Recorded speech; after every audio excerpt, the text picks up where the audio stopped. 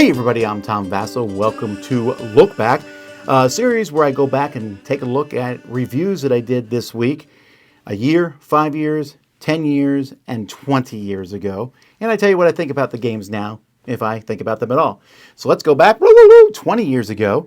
I reviewed a game called Pirates Cove, which was a reprint even then of an older game from Days of Wonder. This was Days of Wonder's one of their first big box games, and it made a splash with how great the components are. Nowadays, you'd just think it was ordinary. At the time, it was a big deal.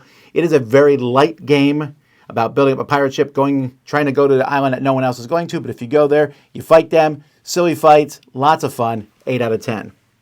Reifenbreit, which is a bicycle racing game, is another one that I reviewed. This one I gave it 8.52 because it's one of my favorite racing games. I don't know what it is. You roll dice to move, but you draft other people. You can play a card instead of rolling dice at certain points.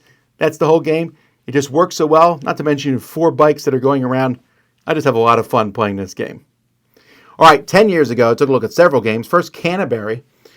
This is from Quixotic Games, Andrew Parks, or Quixotic Games. I'm not sure how to pronounce the name of the company. Andrew Parks is really great at putting theme in games.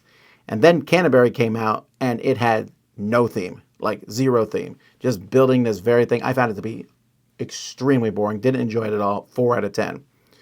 Tomorrow from Conquistador Games, which I think eventually they turned into Artipia Games, which is now Genius Games. This is a history game, except it's not history. It's the future. Hey, we're destroying the Earth, which could be maybe fun and sort of a wink at things, but this game took itself really seriously and just wasn't a good game at all. Another 4 out of 10. Dig Mars. This is from Brain Games, almost like a Dig Dug type feel where you're going around digging things up. Enjoyable, just a little bit missing, a 6.5. Cheaty Mages. This is where you're a bunch of mages watching some beasts fight in an arena and you're cheating to help your people out. A little bit like Colossal Arena. I think it's from Hisashi Hayashi, older game. I enjoy it, 7 out of 10. Prosperity. This is from Reiner Knizia and Sebastian Bleasdale. It's being redone or has been redone as a game called City of the Living from Trick or Treat Studios. But I enjoyed this one. I'm really curious to see how this re-theming changes it because I didn't think it had much theme to begin with.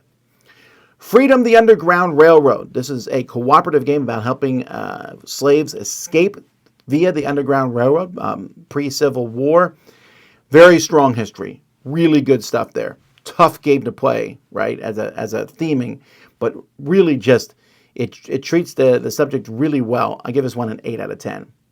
Bruges. 10 years Bruges now I played this game, and I like it better than whatever city name Queen has given it to it. This original production, really well done. I'm not a huge Stefan Feld game fan, but this one I like, 8 out of 10. Thebes, the Tomb Raiders. This is the card game version of Thebes, which I thought, why would you want to play it? But the thing is, it works. It's not maybe as good as Thebes, because Thebes are actually pulling tiles from a bag. Here you're drawing cards from a deck. But the gameplay is pretty much identical, and it's a deck of cards. Works well, 8 out of 10. And Terror in Meeple City, originally called Rampage. This is a game where you blow on meeples, you flick meeples, you're dropping stuff on the board with your monsters and running around. With the blowing, you can see this game isn't nearly as popular in a post-COVID world. But it is a lot of silly fun, and I had a blast playing it at the time. But as time has gone by, I dropped it a bit down to a 7. It's still fun. Maybe it's a setup. It takes a while to set up all these buildings in the game. All right, 5 years ago, Shadows Amsterdam. This is a team versus team game where you're giving clues with cards to go through and find criminals without getting caught by the police. It's almost there. Great artwork. Just missed the mark for me a bit. 6.5. Rubik's Flip, which you would think I would hate, where you're just sliding things around trying to make this fast, but for some reason this very, very, very simple family-friendly game works for me. 7 out of 10. Guardians. This is a superhero theme game from Plaid Hat, which I believe everyone in the world has forgotten about, but I did enjoy it. 7 out of 10. Jungle Race. This is a kids racing game where you're maneuvering the different animals to the front of the line. It really follows a lot of adult games like Formula Racing and other things, and I thought it was enjoyable. 7 out of 10. Doris Maximus, which has now been called Sea Change because this is a trick-taking game, a chaotic, silly, fun trick-taking game. I give it a 7 out of 10 with really gross seeing gladiators getting mauled in an arena artwork. So if you like that, go for it. Bad Bones. This is a tower defense game. I enjoy a lot of the different things that this game does as these enemies come in. It works well. Tower defense is hard to do in a board game. I thought this one pulled it off. 7 out of 10. Lighthouse Run. I was surprised at this Amigo game how much I enjoyed this, as it's a very simple game. You're moving boats down, but you can only move when there's light from a lighthouse. And so you're moving around these different lighthouses to shine light so that you can move. Tokyo Highway, a gorgeous production. Dexterity almost feels classy when you're playing this one, as you put out basically popsicle sticks with little cars on them. I don't know how to explain it, but it works well. 8 out of 10. Bastille. There's another 8 out of 10 for me from Queen Games. I didn't think much of this when I first saw it, but it's a worker placement game, and there's a lot of interesting choices here. This is another one that seems been totally forgotten, but I found it to be quite fun. 8 out of 10. And then Crown of Amara. 8.5 for me. So when this came out, we ran our first Dice Tower retreat, and this was easily the most popular game. This was being played consistently. No one really talks about it now, but for a while it was really fun. With kind of a rondel situation with 2 of them, very thinky as to what decisions you're going to make next, using resources you get from one board to buy books on the other side of the board. There's a lot to enjoy about this game, and I think it's a lot of fun.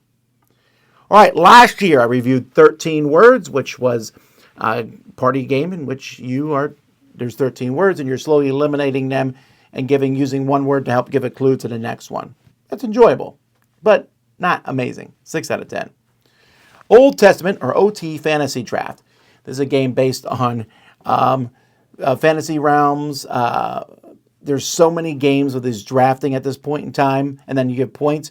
But this one is so silly. Old Testament characters playing football that it circles all the way back around and works for me. 7.5. Wayfarers of the South Tigris. I did not necessarily love the new Scholars of the South Tigris, but I thought the first one was a really solid game with a lot of great mechanisms. And I'm looking forward to seeing what the third one in this trilogy would be. But Wayfarers, I give an 8 to. And then Fall of the Mountain King, which is a prequel to Hall of the Mountain King, but plays very differently. There's a big grandiose game with area control, different trolls out in the middle. But the game itself is this mini game where you're placing cards in front of you and building kind of like this console, which will give you different actions. That's a neat concept, and it really makes the game, making me give it an 8.5. So those are reviews that I did 1, 5, 10, and 20 years ago. Thanks so much for watching. I'm Tom Vasel, and this has been Look Back on the Dice Tower.